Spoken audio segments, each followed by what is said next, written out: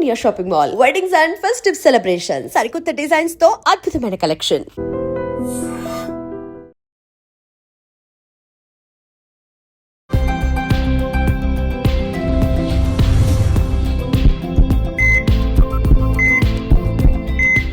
నమస్తే, welcome to healthy conversations with iDream media. నేను మీ ఝాన్సీ. సో ఈరోజు మనతో ఉన్నారు doctor Anuj Kapadia, senior cardiologist, అలాగే director of cath lab AG hospitals నుంచి.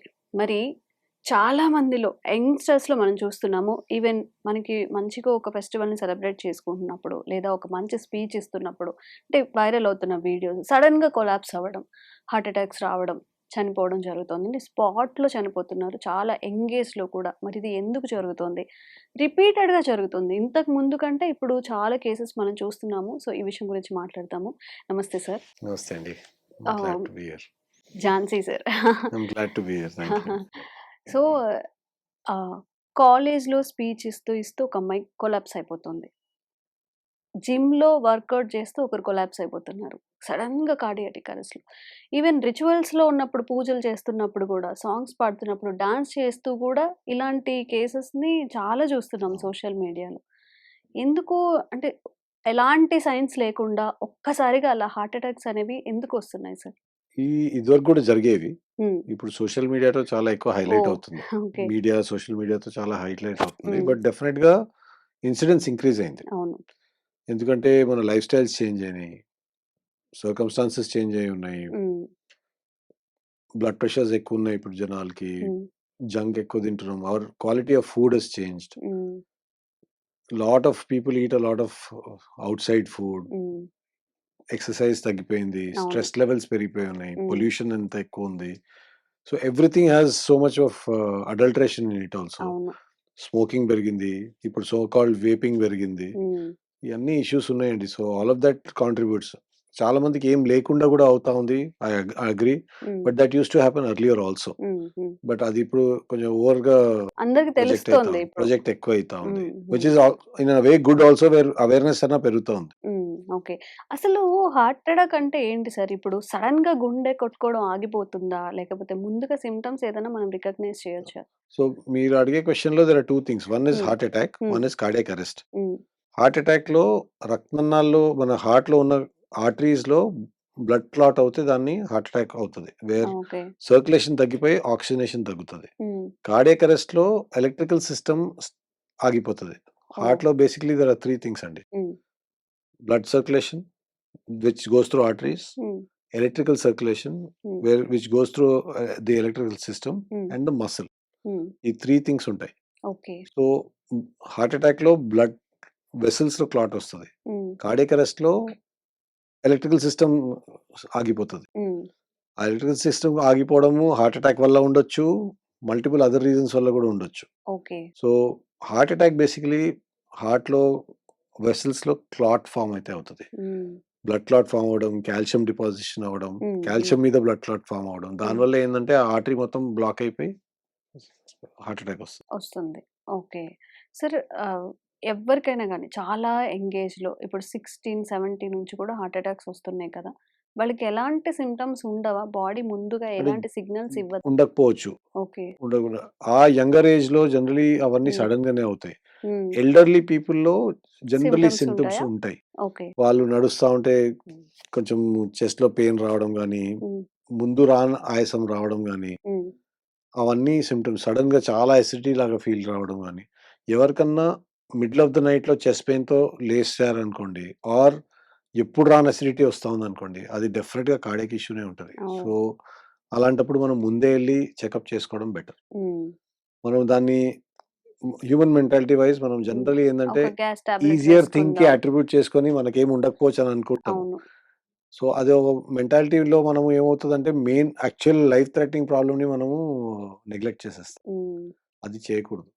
సో మోస్ట్ ఇంపార్టెంట్ థింగ్ ఏంటంటే రెగ్యులర్ గా మనం చెకప్ చేసుకుని ఒక ఈసీజీ, ఒక ఎకో, దాంతోపాటు ఒక ట్రెడ్మిల్ టెస్ట్ చేసుకుంటే బేసిక్ థింగ్స్ తెలిసిపోతాయి మనకి.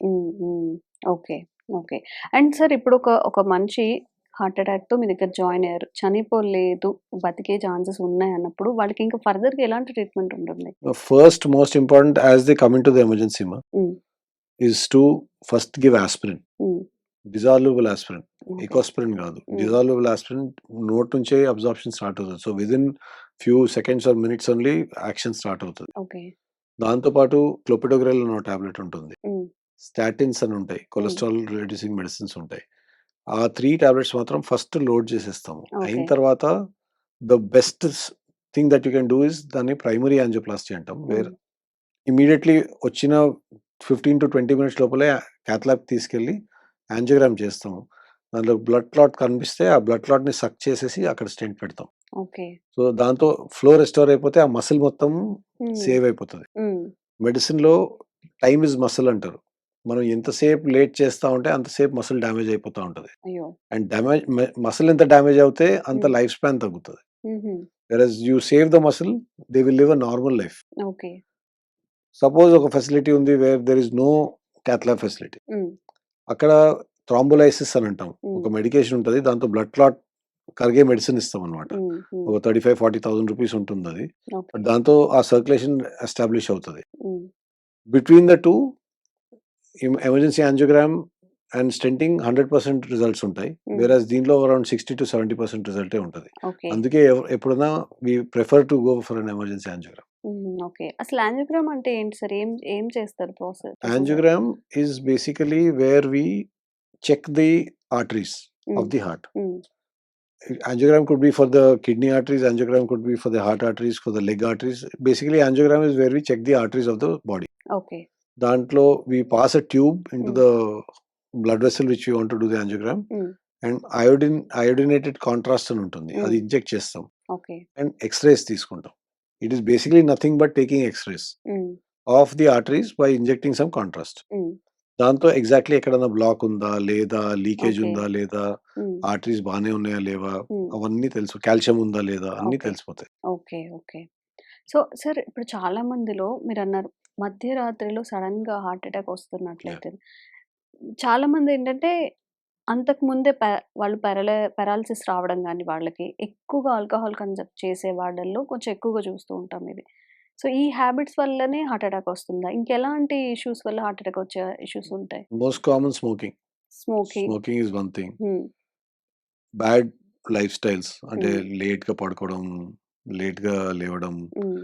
బయట ఫుడ్ ఎక్కువ తినడం, చ salty food, oily food, fried stuff ఎక్కువ తినడం, ఓకే. జంక్ ఎక్కువ తినడం, హ్మ్. ఎక్సర్సైజ్ చేయకపోవడం, హ్మ్.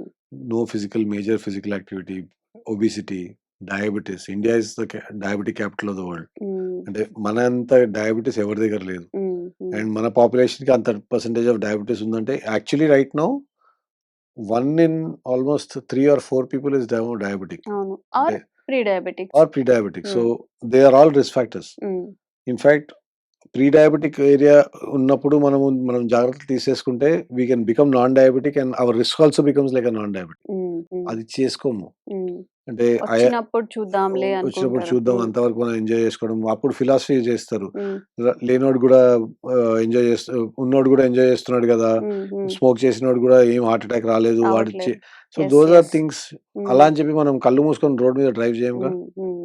సో అవును. It's the same thing. You have to take hmm. The precautions that you have to take. Okay. Okay. Sir అసలు హార్ట్ హెల్త్ బావుండాలి అన్నప్పుడు ఓహ్, ఈ ఫుడ్ అనేది నార్మల్‌గా జంక్‌ని అవాయిడ్ చేసినా గానీ, ఇప్పుడుండే ఫుడ్ అంతా గూడా కంటామినేట్ అవుతుంది. లేదా అవును. పెస్టిసైడ్స్ ఉంటున్నాయి అవును. అంటున్నారు. వాట్ ఈస్ ద ఆల్టర్‌నేట్ మరి అసలు దానికి ప్రాపర్ ఫుడ్ ఏంటి? Best thing is to eat a lot of fruits, hmm. Vegetables and egg whites. Okay. They are the best food that you can have. Hmm. హ్మ్.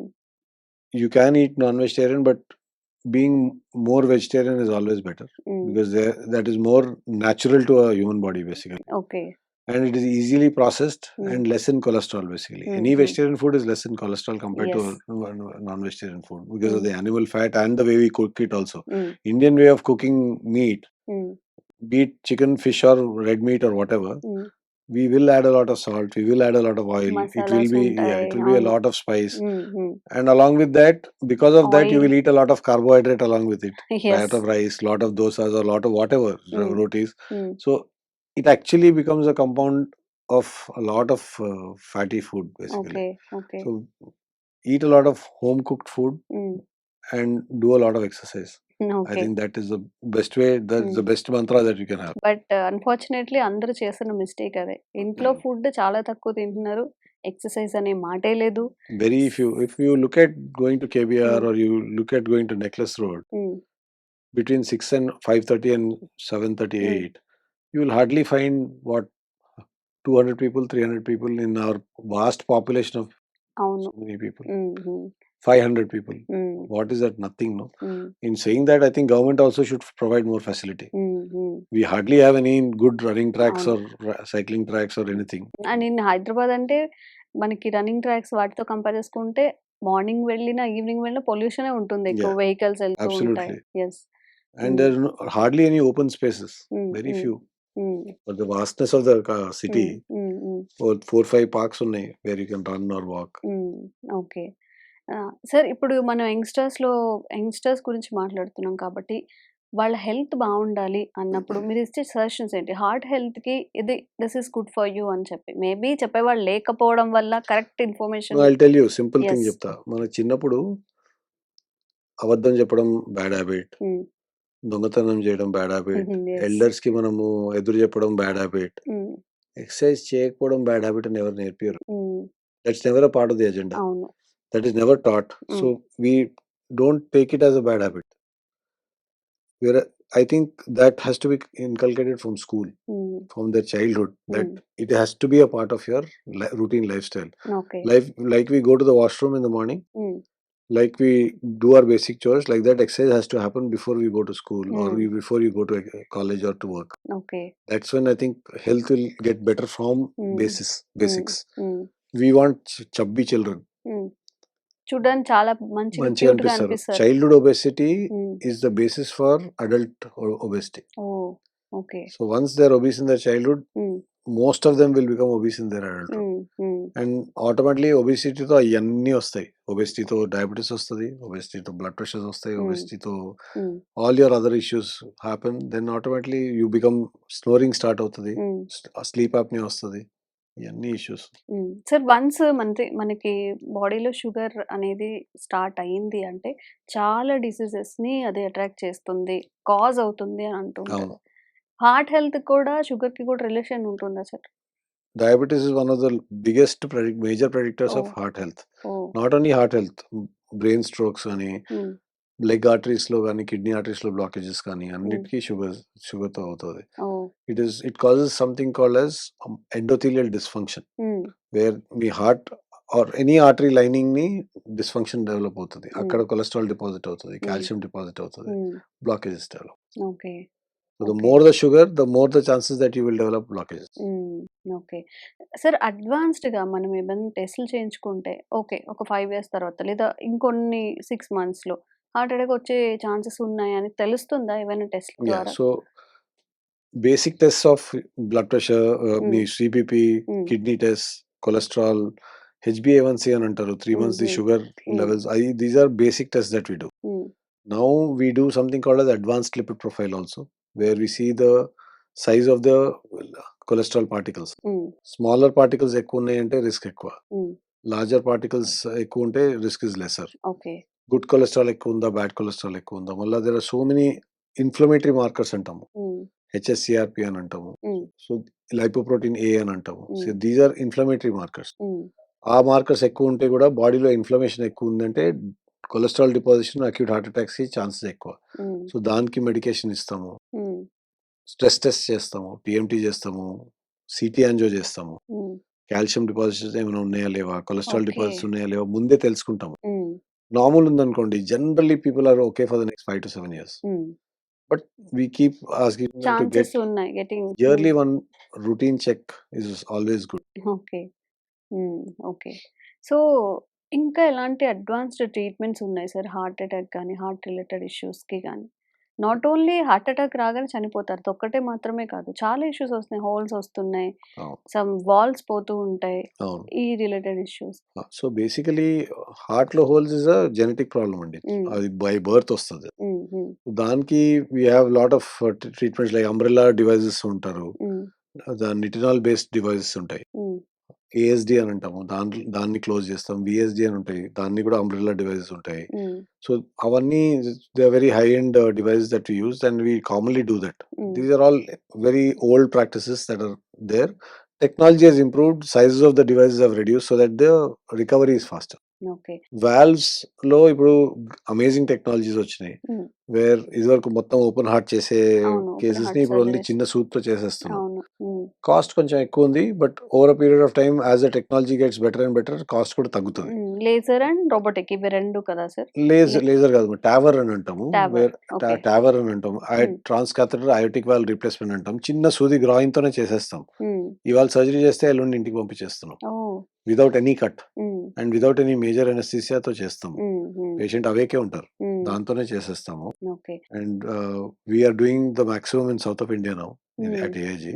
We do a huge number of cases now and the results are amazing. Okay. Generally valve replacement percutaneous గా elderly people లో చేస్తాం where risk of open surgery is very high. But as time comes by, even that will keep getting better and better. Okay. Okay. And ఇప్పుడు చాలా పెద్దవాళ్ళల్లో కూడా sir ఒక 55-60-65 వాళ్ళల్లో కూడా heart issues అనేవి ఎక్కువగా వస్తూ ఉంటాయి. మేబీ వాళ్ళ లైఫ్ స్టైల్ అవ్వచ్చు, వాళ్ళ food habits, what ever the reason, వాళ్ళు చేసిన జాబ్స్ అవ్వచ్చు. సో అలాంటి వాళ్ళకి మీరు ఈ ఏజ్ లో వాళ్ళకి ఏం సజెషన్ ఇస్తారు హార్ట్ హెల్త్ గురించి? No, it's the same thing. We need to get a routine check done. Generally post 40 okay. every year ఒక full body checkup with treadmill అయితే చేసేయాలి. అండ్ చాలా హై రిస్క్ ఫ్యాక్టర్స్ ఉన్నాయి. ఫ్యామిలీలో ఆల్రెడీ హిస్టరీ ఉంది, మనకు already blood pressure, diabetes ఉంది. ఒక సిటీ యాంజియో చేయించేసుకోవడం బెటర్. సిటీ కాల్షియం స్కోర్ అన్నా మినిమం గా చేయించుకుంటే better. So that at least we know that okay health is okay, calcium is not there or minimal cholesterol ఉంది. And ఉంటే కూడా మనం ఏమైనా ముందు జాగ్రత్తగా ఏం మెడిసిన్స్ వాడాలో అవన్నీ తెలిసిపోతాయి. ఓకే. ఓకే. సరే, ఈ వాల్స్ గురించి మాట్లాడాం కదా, సమ్ వాల్స్ క్లోజ్ అయ్యాయని చెప్పు, బ్లాకేజెస్ అని చెప్పి. సో అవి ఎందుకు వస్తాయి సార్? ఎవరిలో వచ్చే ఛాన్స్ ఎక్కువగా ఉంటుంది? అంటే కవాటాలు అంటారా, ద ఆహా. వాల్వ్స్ బేసికలీ దాంట్లో జనరలీ వాల్వ్ లో డిఫెక్ట్స్ ఉంటాయి కొన్నిసార్లు. బైకస్పిడ్ వాల్వ్ అని అంటారు, ట్రైకస్పిడ్ వాల్వ్ అని అంటాము. దాంట్లో కాల్షియం డిపాజిట్ స్టార్ట్ అవుతుంది. And once there is calcium deposition, the movement reduce అయిపోయి గ్రాడ్యువల్ గా మూమెంట్ తగ్గిపోతుంది. ఓకే. సో అవుట్లెట్, హార్ట్ నుంచి అవుట్లెట్ తగ్గిపోతుంది. హార్ట్ లో అవుట్లెట్ తగ్గిపోతే ఆటోమేటిక్లీ వాళ్ళకి ఆయాసం రావడం ఇవన్నీ స్టార్ట్ అవుతాయి. కళ్ళు తిరగడము, ఎగ్జర్షన్ తో కళ్ళు తిరగడం. సో అలాంటప్పుడు మనము ఈ ప్రొసీజర్స్ చేస్తాం. Okay. Younger people below the age of 70-65 open surgery prefer చేస్తాం ఇప్పుడు కూడా. ఎందుకంటే అంత కాస్ట్ పెట్టాల్సిన అవసరం లేదు. ఓకే. ఎందుకంటే జనరలీ ఈ వాల్వ్స్ అన్ని 10 to 15 years లాస్ట్ అవుతాయి. సో మళ్ళీ చేయించుకోవాలి, మళ్ళీ రీడూ చేయాల్సి ఉంటుంది. Okay. So better thing is to do a open surgery when they are younger age and later on do a TAVR when they are around 75-80. So that at least second time major surgery avoid చేయొచ్చు. Okay. అట్లా age లో వచ్చింది. The children also can have it at a younger age. So they should be doubly careful.